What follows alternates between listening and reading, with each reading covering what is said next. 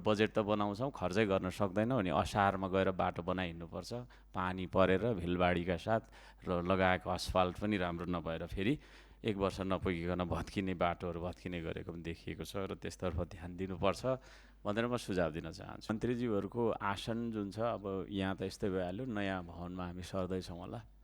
मन्त्रीज्यूहरूको आसन चाहिँ फरक हुनुपर्छ जस्तो मलाई लाग्छ, किनभने मन्त्रीज्यूहरू नेपाल सरकारको हुनुहुन्छ, कुनै पार्टी को हुनुहुन्न।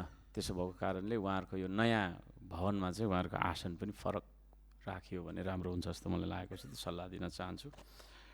कसैले कम्युनिस्टको बजेट, कहिले कङ्ग्रेसको बजेट भन्दा पनि हाम्रो नेपालीको बजेट, नेपालको बजेट भन्ने हिसाबले हामीले बुझ्नुपर्छ भन्ने मलाई चाहिँ लाग्छ। ती बजेटहरूलाई समयमा कार्यान्वयन गराउनका लागि चाहिँ सबैभन्दा ठुलो समस्या चाहिँ कानुनी समस्या हुँदो रहेछ। म पनि एउटा सानो सानो पालिका चलाएर आएको अनुभव छ मलाई।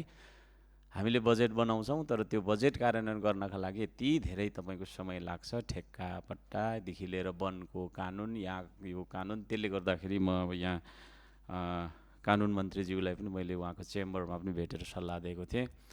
अब यो सरकारले चाहिँ यो बजेट कार्यान्वयनलाई चाहिँ अत्यन्तै सहज बनाउनुपर्छ, त्यसतर्फ चाहिँ आवश्यक कानुनी चिरफार गर्नुपर्छ, अत्यन्तै ठुलो कानुनी चिरफार गर्नुपर्छ जस्तो मलाई लाग्छ। अन्यथा हाम्रो बजेट त बनाउँछौँ, खर्चै गर्न सक्दैनौँ अनि असारमा गएर बाटो बनाइहिँड्नुपर्छ, पानी परेर भिलबाढीका साथ र लगाएको असफाल्ट पनि राम्रो नभएर फेरि 1 वर्ष नपुगिकन भत्किने बाटोहरू भत्किने गरेको पनि देखिएको छ र त्यसतर्फ ध्यान दिनुपर्छ भनेर म सुझाव दिन चाहन्छु।